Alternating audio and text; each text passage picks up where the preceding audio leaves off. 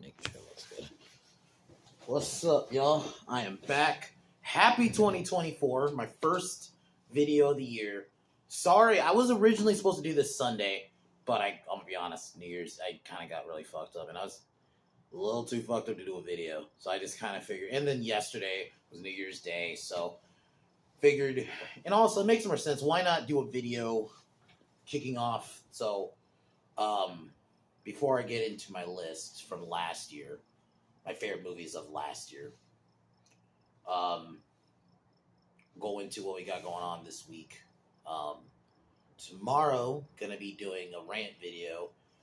I'm gonna go into like the problem with sequels, man. I'm just seeing sequels like Gladiator 2, even Joker 2. Just seeing these unnecessary sequels. We're in this weird sequel culture, so I want to talk about that. So I'll be doing that tomorrow, probably during the day. I'm gonna say. Then Wednesday, gonna do Thursday. Sorry, I kind of forgot today was Tuesday.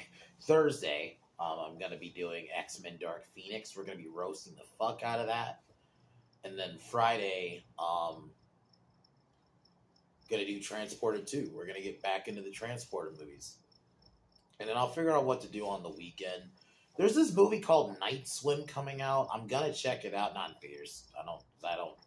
I do not know if it's gonna be good or not, so I might just check it out, when it's on the seas. And if it's really good and or really bad, we might do a video on it. If it's like one of those two, it has to be like really good or really fucking bad. But also, I'm gonna announce this starting. I don't know what day. I'll pick a day. It might be Tuesday. We'll see. We're gonna start the Saw films. I'm either gonna do Tuesday or Friday. It'll be one of those. We're gonna be doing the Saw films. I'm gonna start those. So finally, I've done a lot of the big slasher or horror franchises. So why not do Saw finally? So. And I've been I kind of wanted to review Saw X, which was on my best horror list last year, of 2023. So I'm like, I would not, and I want to review it. It would make no sense me just starting with reviewing Saw X and skipping the others. So I figured we'll just review them in order. And I guess that'll include like Spiral, which was a spinoff, which I haven't actually seen. I thought it was okay at the time, but I saw it once. But anyway. Let's kick off my favorite movies of the year. My number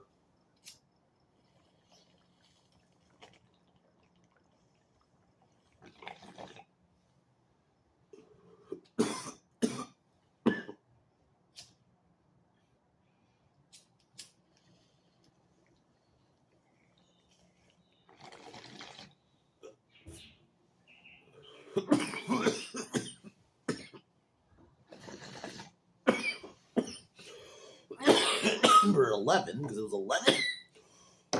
Though there are some honorable mentions, like I was gonna originally put Renfield on this list. I couldn't fit it in, but I do want to talk about it a little bit. Nicolas Cage as Dracula was one of the best castings ever. I didn't think it was gonna work, but it actually did. And Renfield himself was great, but you still got a lot of Dracula. And I'm gonna say this is the one movie they managed to make Awkwafina tolerable. And I watched it a couple of times. I watched it like at least three times. I think I watched it watched it once in theaters, and then I watched it 2 other times when it was like on streaming. So I had fun with that movie. I didn't think it was gonna be as good as it was. And granted, it probably isn't an objectively good movie, but a movie I actually didn't think I would have fun with, but Cocaine Bear. I had fucking fun with that movie. I've seen that movie a couple of times now, and I had fun with that movie that I thought it would. I thought it was gonna be terrible. The whole, you're gonna make a movie off the whole Cocaine Bear thing, which is not even real. It's real, but they obviously exaggerated the story. But I had fun with it. It was a great 80s movie. You had a fun cast. The only negative I really have is I didn't feel like they needed Kerry Russell. I didn't need the whole mom thing. It was like they're trying to do a parallel between the mama bear and her and the mom. I didn't need that. I think you should have either focused on the drug deal, like Ice Cube's son and or Alden Ehrenreich, has had him be the main character, or even like the sheriff lady. She was fucking funny. Like I think that's the other thing. It was a funny movie, surprisingly. So like those are I'm trying to think of another honorable mention that I didn't put in the list because there was some pretty good stuff. Some of them I just didn't put in the list, but I guess for now, if I think of more, I'll put them in another video. But my number 11 is actually my surprise hit of the year. This was also my favorite horror movies of the year list, and I know it's a little lower, but I figure just because some of the other movies that are on this list, I just don't think it competes, but it's still really good. It's still my breakout hit of the year, and that's Talk to Me. I was really, and the fact that it was made by YouTubers, Rucka Rucka. I don't know if you've ever seen his video. If you've seen those like weird, Ronald McDonald's videos, he's the fact that he made this is fucking incredible. And I think that's what makes it crazy. I didn't think it was going to be that fucking good. And I'll be honest, I saw the trailer for it, and I'm like, okay, this is kind of shit. But just it looked kind of generic, I'll just say that. I don't think I used the word shit, but it looked kind of generic. But, man, I was so surprised. The reason I saw it was because I just saw everybody was saying, this was really fucking good. One of the best horrors ever. And then it's like, okay, now I'm hearing a lot of strong word of mouth, which... I'm going to be honest, really sidebar really quick before I go and talk more about Talk to Me, is one of my favorite things from last year, or I guess 2023, it's not really last year yet, but was how much word of mouth really carried. I mean, either side, like, word of mouth for like really bad movies like The Flash, Indiana Jones, The Little Mermaid. Word of mouth destroyed. My number one, Expendables 4. Word of mouth destroyed those movies. But then you had the opposite. John Wick 4 held because of the word of mouth. Word of mouth carried Godzilla -1 to becoming my favorite movie of the year. I think I'm kind of happy that kind of returned in 2023 is strong word of mouth. So I'm hoping that continues this year. Because, this was one of those, examples. This was Talk to Me I saw because of the strong word of mouth. So everyone was saying it was great and it was a unique horror, and it really is. When the main character, Mia, touches the hand in the first time, and you see her start seeing the spirits and stuff, it was fucking creepy. Great effects, decent characters to follow, really trippy imagery, even that opening scene. When Cole when Duckett gets attacked by his brother, and no, Duckett stabs his brother and then stabs himself in the eye. Like, crazy fucking opening.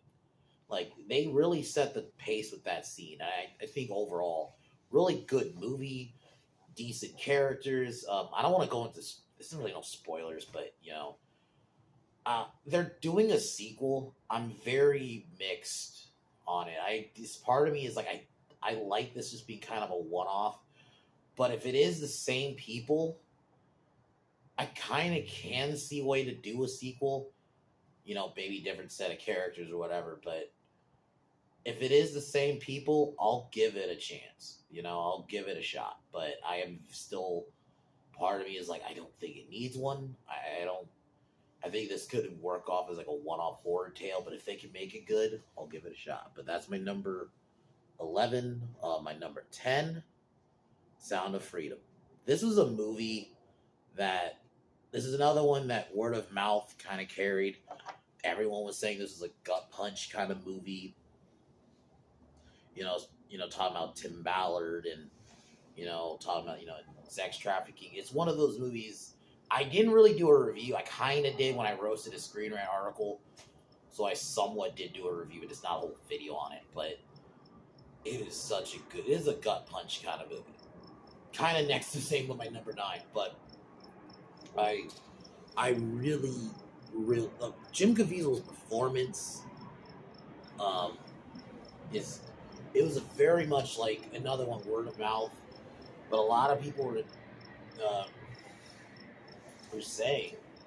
I think also it's like somewhat weird. It wasn't a lot of negative word of mouth. There was some weirdo like lefty types trying to say it's tied to like QAnon shit. It's no, it was talking about real sex trafficking. Like there's some uncomfortable scenes. Even the scene where he like talks to like a pedophile, like that part of the movie. Like there's just it's an uncomfortable movie. I want to say it right now. It even the opening scene where it shows you what happens to these group of kids. When they initially get trafficked, 'cause, they take it to supposed photo shoot, but no, they're sold to be used as sex slaves. It was a fake. It's a very dark movie, but it is a good movie too. And obviously, there's an opening where it does show you like kids actually being taken, like real videos. Same with the ending where they did real raids and stuff. So it's a gut punch movie. Doesn't lean one side like some fucking weirdo freaks are saying. It's not political at all. It just talks about the harsh realities of it. So it is an uncomfortable watch. That's one of the reasons I do have it a little bit lower, because this isn't gonna be a movie I'm gonna watch like all the time. But it is definitely an uncomfortable watch. And then when he rescues the boy, and then the boy has to kind of tell him what happened. It is, yeah, a great film, and he tries to reunite him with his family. It's an all-around great movie. Definitely watch it just to experience it. It's not, like I said, it's a fucking hard watch. It really is. But it's still a really, really well-made movie. And just if we're going performances, I think Jim Caviezel killed it as Tim Ballard. So that's my number not 10. My number 9. This is the one I didn't do a video on, but I wanted to see it because I'm into wrestling and I know a little bit about the Von Erichs. So the Iron Claw. This was one based off the Von Erich family, and specifically Zac Efron, who plays Kevin Von Erich. He goes into Carrie and Carrie Von Erich, David Von Erich. So Fritz Von Erich, the father. So it did leave out one, but it kind of makes sense for the story that at least they explain why they had to leave out. I think it was Chris Von Erich they had to leave out. Really, really good movie, especially if you're a wrestling fan. But I even think as a non-wrestling fan, you can like this movie and it just be... Zac Efron's acting as David Von Erich is so good. He's what carries it. It starts off obviously positive, like how he gets into wrestling. Has a very family... you start off with Fritz as a wrestler. He's starts off kind of black and white. And then it goes into... It's set mainly in it starts off in the 70s, and then it goes into a little bit in the 80s, and then towards the end in 93 when Carrie killed himself. And yeah, it gets very dark towards the end. I'm going to tell you that right now. It gets very dark towards the end. It really...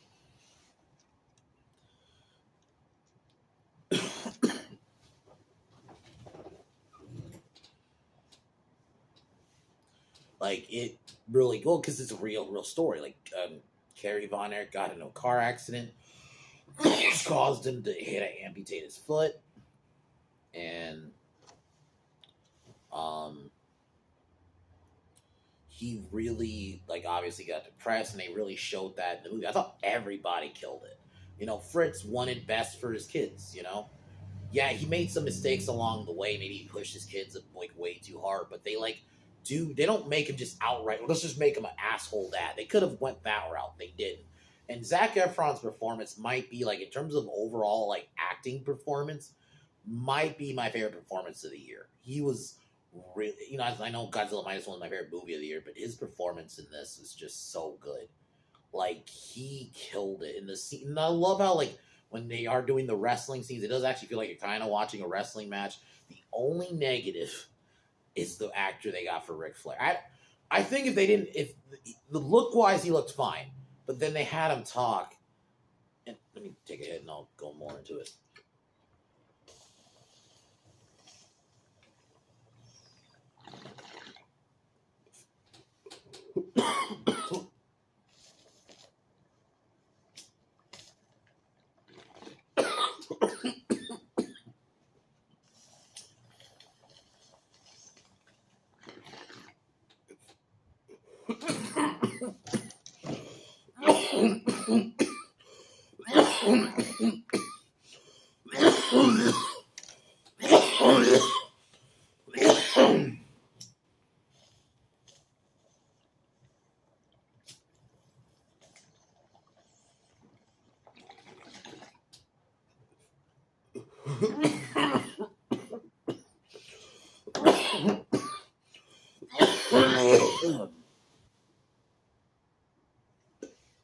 Like, they should have just found a Ric Flair promo from around the time where he was talking, because it's supposed to be him versus David Von Erich for the World Heavyweight Championship.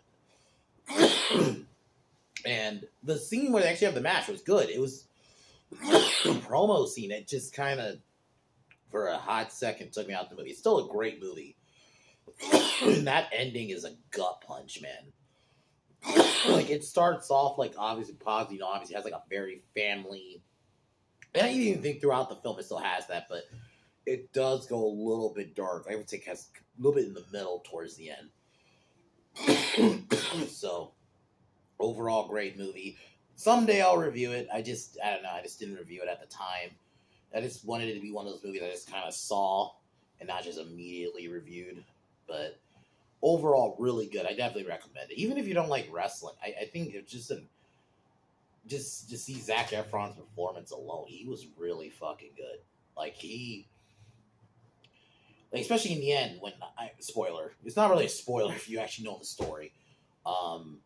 Kerry killed himself and David found him, and the way Zac Efron acted in that scene, man, I didn't cry obviously, but I there was a part of me that did kind of choke up. Like, man, he hears the gunshot and then he finally just sees him dead and he's cradling him. Yeah, like I said, it is a hard watch, but it is a good one. Not like obviously as hard to watch as like obviously like Sound of Freedom was, but it in the sense of just, you can put yourself in that position kind of deal. Yeah, so it's a great film.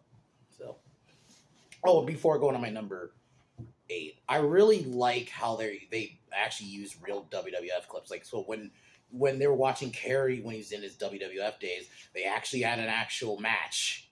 They didn't they actually just got an actual wrestling. It actually, you felt like you were in the 70s. I love movies like that would make you feel like you're in the time that it's set in. Like, it doesn't feel like you're just watching a movie that's just from 2023. Like, no, they made it look like you feel like the soundtrack is great. So, but anyway, let's get into my number 8. And that's my favorite horror movie of the year, and that's Nefarious. This was one, same thing, kind of word of mouth, and I also just I started kind of getting into possession movies, and I do like Sean Patrick Flanery. So, and yeah, this was a really good one. And what's making me a little frustrated lately is I was going back and just seeing some negative reviews about the movie. Seeing weirdos I've seen some people try to say it's like Christian propaganda or it's preachy. I'm just like, how? When just really quick, when you see what Hollywood's actually doing right now, where it's like blatant, and it's not, I think it's gotten even, I would even argue it's past preachy with certain movies. But this one, there is a scene where they do go into some politics, but I just like it as a good possession film. It's a unique possession film. It's not just another pseudo exorcist ripoff. Like, even with possession films, like not even just like the one where it's a girl getting an exorcism, even just possession kind of movies, they all copy The Exorcist. It just becomes Exorcist clones. This one was not that. And Sean Patrick's, like, before The Iron Claw, Sean Patrick, sorry, I'm screaming a little bit. Sean Patrick Flanery's performance in this was actually my favorite performance of the year before I saw The Iron Claw. Like, he was so good. The way he would switch off from being, Edward Wayne Brady to being Nefarious. And the fact that, and I said this a lot in my review, that a lot of this movie is just a fucking discussion, and they made it, like, compelling. It's not like your normal horror movie, and that's what made it so good. And it's just a good possession movie. It's not just like, the fact that people try to say it's preachy, I don't see it as Christian propaganda. And I guess some people try to say, oh, look, Glenn Beck cameo. Maybe, I don't personally agree with it, but I was seeing some people say, like in the comments of the video I saw, we're trying to say maybe they should have just took uh, Glenn Beck out of the movie, but it's like he's only in one scene, and it's for an interview scene, and I felt like it was very apolitical. It was more talking about what James dealt with in that whole situation. In the scene before he deems Wayne Brady, Edward Brady, to be worthy of execution, that fucking scene was so good, and that's what frustrates me is that that people try to say it's preachy. It really isn't. When we get actual preachy movies, they say nothing. You know, like they don't actually say anything about those movies. This one was, I would argue, aside from the one scene where they do mention cancel culture, but you could tell they're anti that. But I'd argue it's very apolitical. It isn't straight up trying to be a preachy movie. I know there are those Christian movies out there that are actually that, but this wasn't that. This was just a legit great film. And I very much recommend it to people. Very unique, but it is very good. Especially if you love Sean Patrick Flanery. It's just, in general, he's so good in this. So, that's my number 7. My number 8, sorry. I'm fucking all over the place. My number 7, Mission Impossible 7, or Dead Reckoning Part 1. I know this was one, unfortunately, it didn't do well. It's kind of funny. Sound of Freedom was a big part of the reason it didn't do great. But I liked it. You know, I thought this was a good tale for Ethan. It wasn't as good as Fallout, but I really did like it. I love the dynamic between the team. I think that's like one of the best things about the movie is the dynamic between the team is so fucking good. Like, it's like they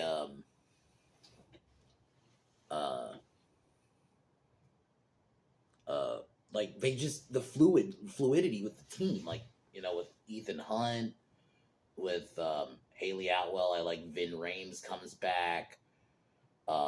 Simon Pegg, as much as he's kind of a weirdo now, but he, like, the dynamic of the team is still there, and that's what carried it for me. Like, yeah, some of the action was over the top, and I'll admit Gabriel wasn't a great villain. He was just kind of there, but I did overall still like the story. And the AI they could have explained way better, or the entity as they call it in the movie. They could have explained that better. And then the two weirdo cops that were chasing Ethan, they were not needed. I would have cut them out the movie too. But overall, I still really like it. Still some good action scenes. I was kind of saying, like, at the time, it's kind of the better Indy, because it had a similar thing to Indy 5. They're chasing this thing. You know, Phoebe Waller-Bridge fucks over Indy a lot in the movie, but it's done in a way where you don't like her. But Haley Atwell in this, she does it, but it's done in a way where you still like her, and she does become part of the team towards the end. And I thought she and, you know, her and Grace, that's the character's name. Ethan and Grace had great chemistry. Yeah, I really do. Rebecca Ferguson, I really do love her in this, and I do kind of, I don't really love how she died. I think could have tweaked that, but I get it. They're probably trying to set up him and Grace as a couple, so we'll see. I'm not fully against it, but I really do like. I did like him and Lisa. So, but overall, action's still really good. Still overall a really fun entry into the franchise.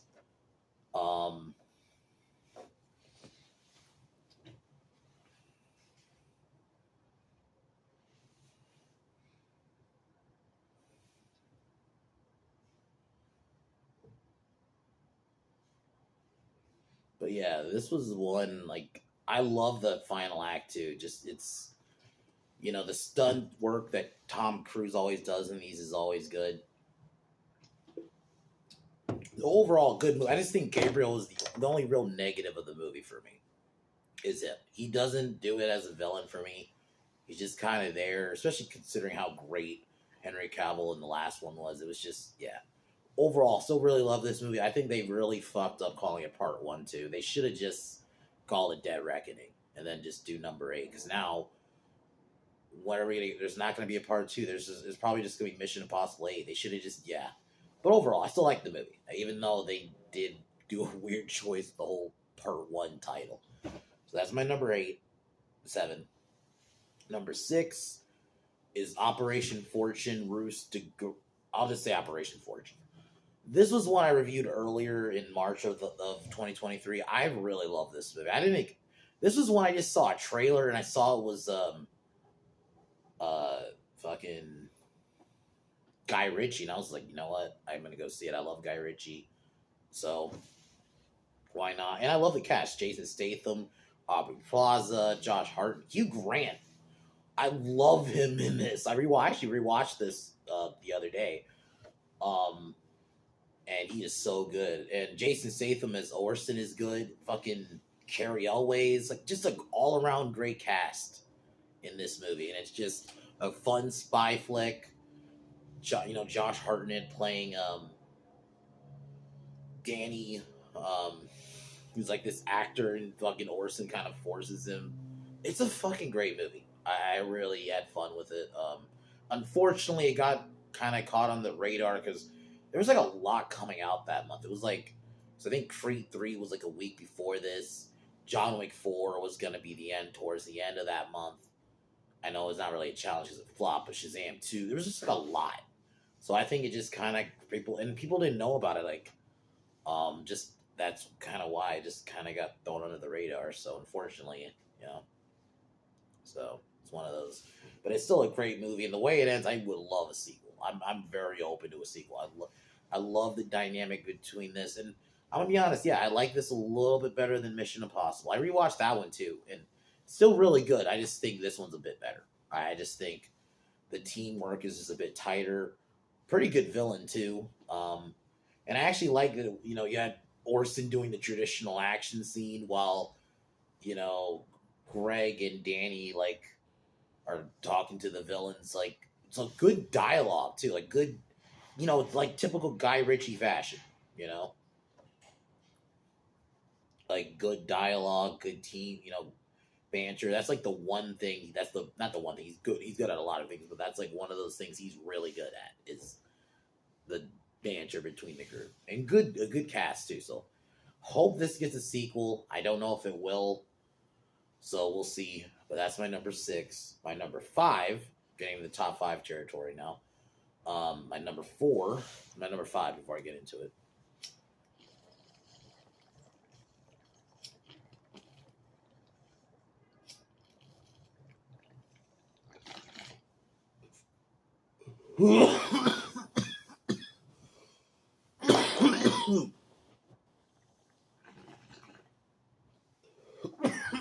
Number 5, The Equalizer 3.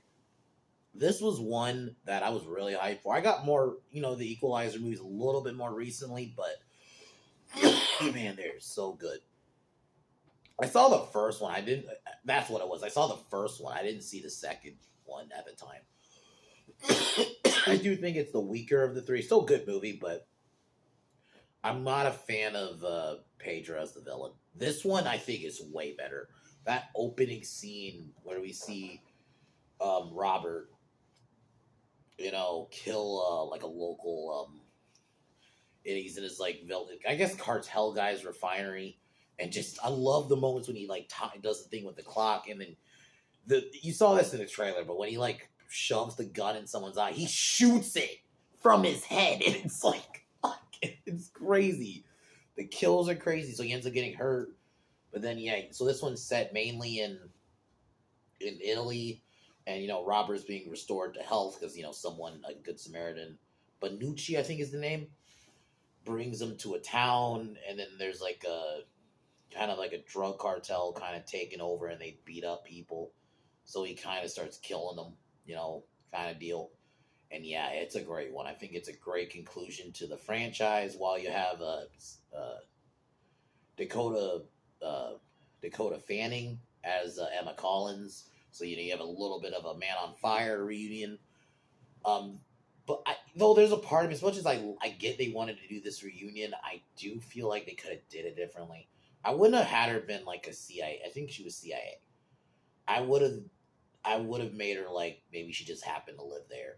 Maybe she's like an American, or she is CIA. She's doing her own thing. I didn't need like the whole operation. I think that's the only part of it I didn't really care for. But I really love the movie. Great way to end Robert's story. I kind of do not want another one. I really liked it. I thought this was a solid ending. You know, he kills the last guy. You know, does this last thing. You know, the first one it's local. The second one, yeah, I guess it's somewhat still kind of local, but this one is like in a different country. I'm cool with that. They did that now. I don't really think there's a need for a fourth one. I feel like you would just be doing the same thing at that point. So I think this is a good place to end it. Uh, Denzel is so good as Robert. I still think the first one is probably the best one, just because that action scene when he kills the Russians at their club, that first time is just so fucking crazy. Like you don't know what he's gonna do because he's just like timing it with his watch, and you're like, okay, what's gonna happen? And yeah, so I would say that one's better, but I do love all of them in a way. I think Equalizer 2 has, I do like that scene where he's like kind of, you know, as a father figure to this local boy, you know, who's like in a gang, you know, kind of thing, and he talks him out of it. I really like that scene. When, you know, when he, you know, and he mentions like, don't blame the white man. You don't really see that in a, now like in 2018, you rarely see that in a movie now. So it was kind of cool to see that. But aside from that, I just thought Pedro was a weak villain. The other villain in this, oh, Vincent. Vincent's like the main villain. I thought he was way better. He's not great, but he was a way better villain than the other one, than Pedro. Thought Pedro's a bit weak, but yeah, this one is good. I really thought it was a good place to end it. I definitely recommend the Equalizer movies, though. They're all great. Just watch, even if you just want to watch for Denzel Washington. He carries these movies, and great kills too. A little bit, like a little gorier than John Wick, a little bit, but especially that first one. Um, but yeah. So now on my number 4, Extraction 2. This was, I watched the first one and I was really wowed. Extraction 2 brought it to a whole nother level. I love Tyler. Tyler Rake, played by Chris Hemsworth. And if I was him, I personally would not come back for Thor if I was him. I just, Thor's ruined. This version, MCU version of Thor is just chalked. He's ruined. There's no way to come back from it. Like, there's nowhere, like, he's like, there's a point where he's like a point of no return kind of thing. He's better off doing these movies because these movies are great.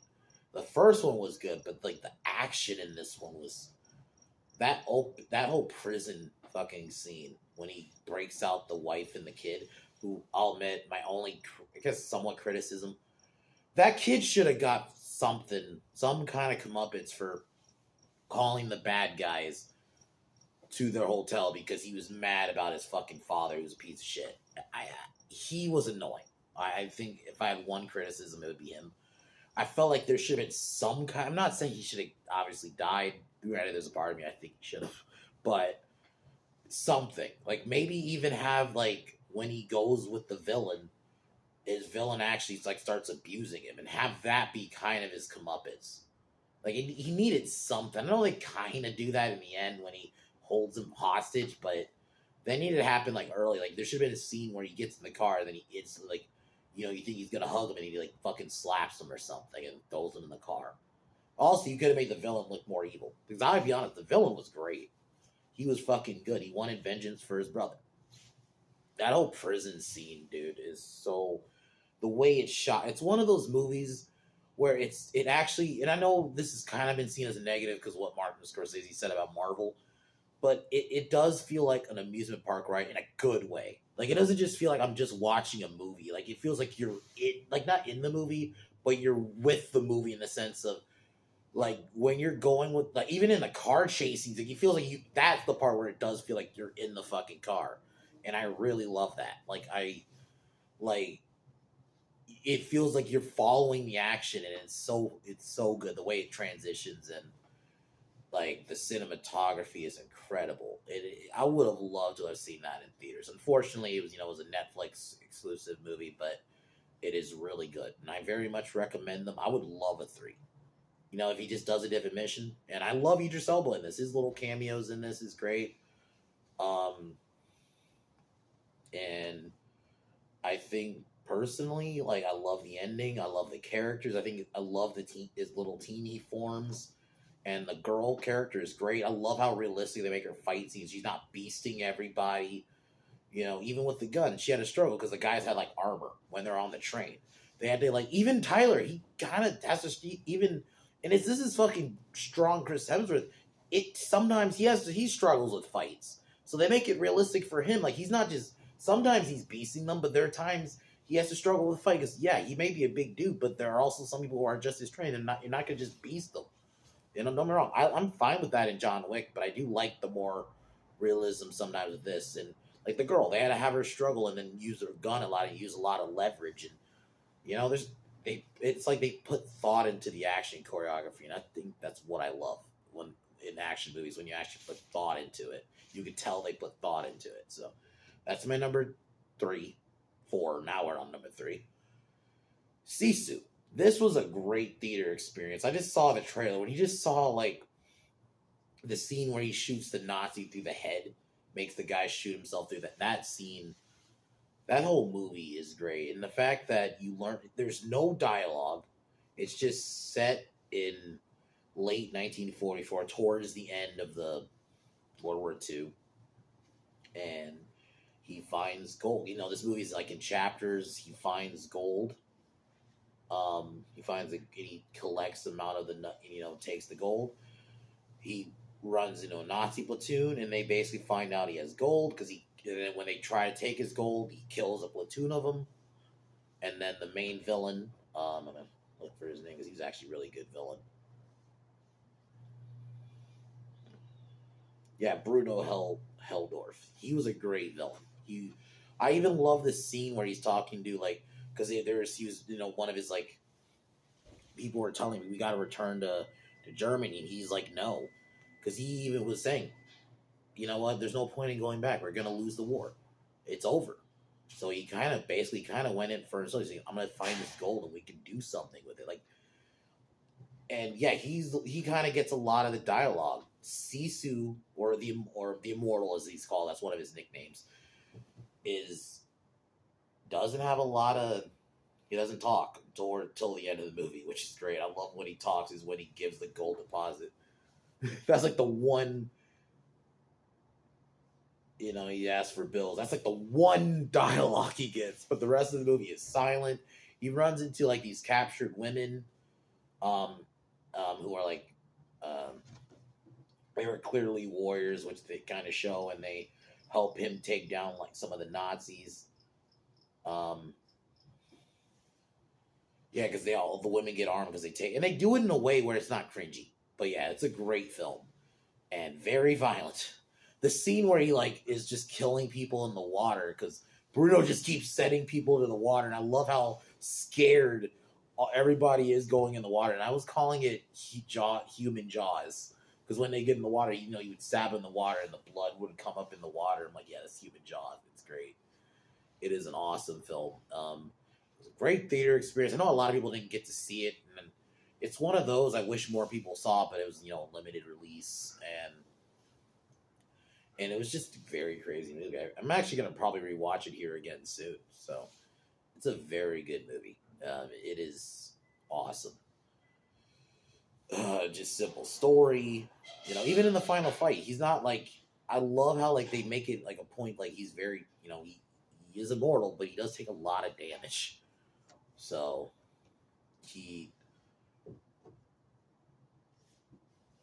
and I think that's what makes it work. Is like don't get me wrong. I love some of the action movies where they're just killing them and they're beasting them. I don't have a problem with those, but I do like when they do have the character like struggle and you can show it. Like obviously the movie's throughout a few days, and there's even a point where he does seemingly almost die before. Yeah, so it's a very violent movie, but yeah, an overall awesome flick. So Sisu. The number 2, before we get into it, because now this is the top 2. And my number 1 is pretty obvious. I mean, it's in the title of my video. in the title of the review of Godzilla -1, so you can spoil it.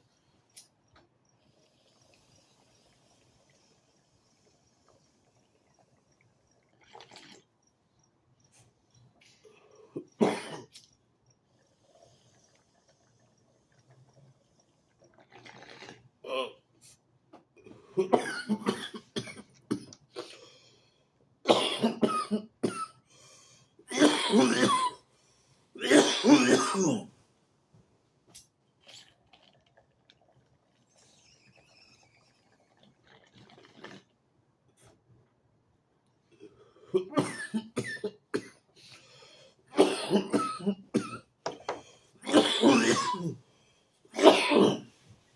number two is actually what for a while was my number one until Godzilla came out. And that was John Wick Chapter 4. This was a great, awesome entry. You know, I like 2 and 3, but this one was like, wow, this was almost as good as the first one. I love the opening. You got fucking John in hiding. He's ready to exact his vengeance against the table. I love that opening scene in Morocco. He's just shooting them on the horses. And when I think one of the things I really love is we finally have yeah, you have the high table, but we have a villain, like a legit foil to John, you know, because in the first one, it was like the Russian mob in general. They, you know, yeah, I guess you could say that the kid's dad also was sort of a villain, but he wasn't like an antagonist towards John initially. Marquise was like the way he just starts off in R.I.P. Lance Reddick, but when he kills Sharon, just you think he's gonna shoot Winston and just shoots him. It was like, wow! I remember in the theater, I was just shocked at that. And he hires Kane, which is Donnie Yen, and the fact that we just got a Donnie Yen John Wick fight is just incredible. The fight sequences are so good. Yeah, they're over the top. At this point, it's full on like fantasy, you know, and I just kind of take it as that it's a bit over the top now. I've just kind of accepted it. But I still think it's over the top in a way where it's not actually cringy over the top. You know, I just kind of can accept, okay, John can take giant falls now. I just kind of have to go with it because I still think mostly it's still a great story. You know, great characters. You know, the addition of, you know, Shimazu played by Hiroki Sanada. I love the addition of him. I love the different fighting styles. Donnie Yen's fight scene when you finally see him go in the fucking, and I love the use of like I think they were like some kind of alarm because you know he's blind, so like or ring alert, some kind of thing like when people are nearby, and then the scene where he's just pounding that dude's head and like you just saw him like do those fast punches. Like I was so wild by the fight sequences. Great character work when he has to kill Shimazu. That fight scene is great too, but the sad death to it. And when he tells the daughter to live, it's so good. It's so fucking good. You know, I'm happy that Winston and John are cool. I know some have said, like, why isn't John a little bit more angry at Winston? I mean, you got to take into account Sharon died, and he lost the New York Continental. So I kind of look at it as, like, I guess that in a way is his comeuppance. Besides, I don't want to look at Sharon dying as that, but, like, at least partially the New York Continental. Anyway. So I look at it as John has kind of forgiven him. And Winston was always a father figure. Besides that, I also kind of take it as they kind of just disregarded that ending. Because to be honest, I didn't really like it either at the time. So I'm kind of happy they just kind of ignored it. So they're cool again. It was cool. The Bowery King is great. I love the scene where the hit's put out on John before he has to get to the... I love that. And then, the final fight is awesome. Sad. And I would have been fine if they wanted to make this the last one. But, I mean, I initially thought there was going to be a 5 at the time, so I just assumed he, faked his death. And that's probably what they're going to do. But for me, 5 needs to be it. I would have been fine, though, if this was it. Because I actually think this would have been a good ending. But I'm open to another one, but this has to be it. So, but I do love this one. So, but yeah. So the number 1, it's not a shocker, it's in the title of the video, Godzilla -1. This movie, I was really hyped because I just saw it was a Godzilla movie coming. I did not think it was going to be this. This film, and I talked about it enough in my video. I don't want to go too long about it, but it's just the fact that they the start of it where you just had Godzilla attack the island, and Koichi's trying to fix his plane, after faking, you know dodging, 'cause he's supposed to be a kamikaze pilot, and so he goes to Odo Island, and that's when he meets Tachibana. So Godzilla, and this is pre like um, atomic Godzilla, and Godzilla just is a force right from the beginning. They set the tone, but the character work, where Koichi, he doesn't feel like he deserves to live because he has survivor's guilt, double it because and then when he was told to come back, I mean, even come back home, he's kind of shunned a little bit because you're kamikaze plasma, you're supposed to die. So I love just the setting. It is a little not dark, but it is definitely like the country is in a bad state. They just dealt with the atomic bomb and the fire bombing, but they do talk about that, but also post atomic bomb, and then we go into it's set 45, and it goes into 46, and then it goes into 47, and then he runs into Noriko, who basically kind of, she has to take care of this baby that she was tasked to take care of, and they basically become a family, kind of a forced family, and I love how it's done, and it's just this arc, and then I love how they do Godzilla in this. Like, this is the scariest Godzilla, in my opinion, in film.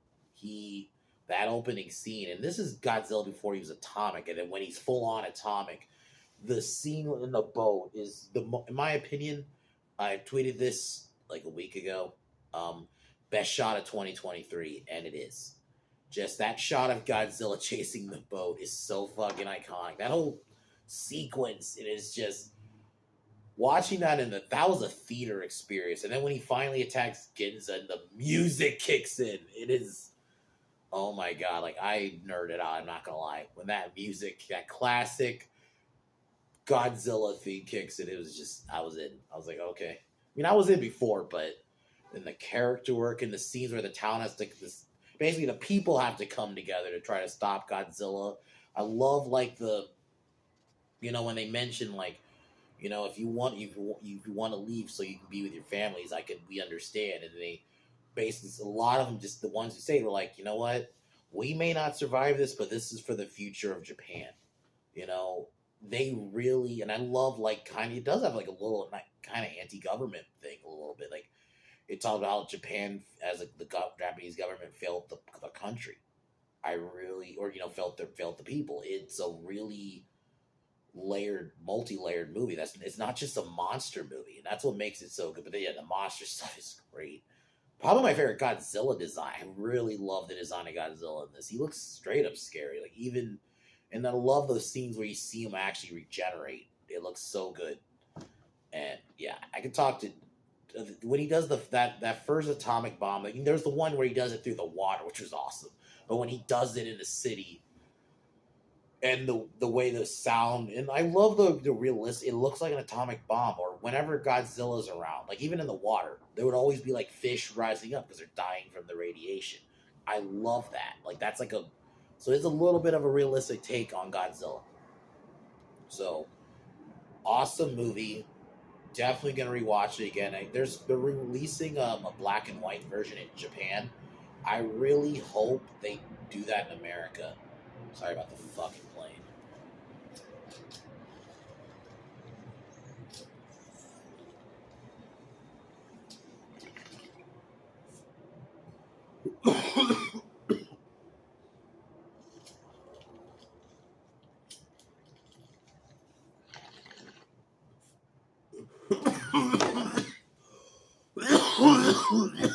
So, I mean, I've talked about it enough. I just would love to see that black and white version. But yeah, it's such a great movie.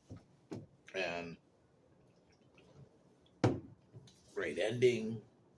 Um, want to see this movie one more time. It's just so good. Anyway, guys, it's my favorite movies of the year. It was fun actually talking about movies I like. You know, it was fun roasting the bad movies, but it was awesome really going to the ones I liked. So tomorrow I'm gonna be doing.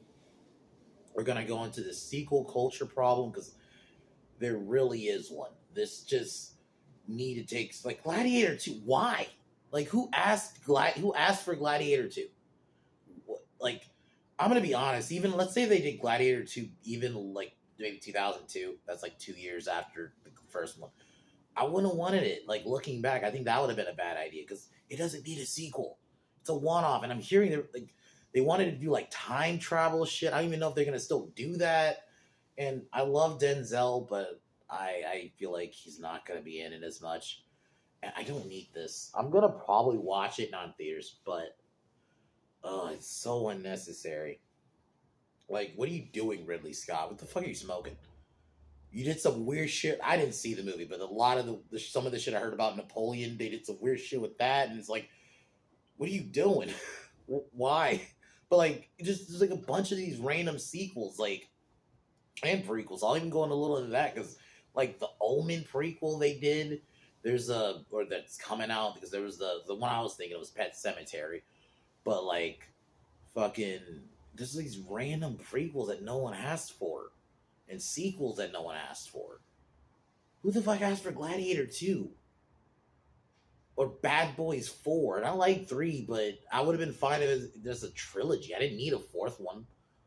Because what are you gonna do? They're back again? Okay. Anyway, guys, I'm gonna go into that tomorrow. It was fun talking about this. I'm ready for 2024. Ready to see where 2024 takes us. But yeah, guys. Yeah. Anyway.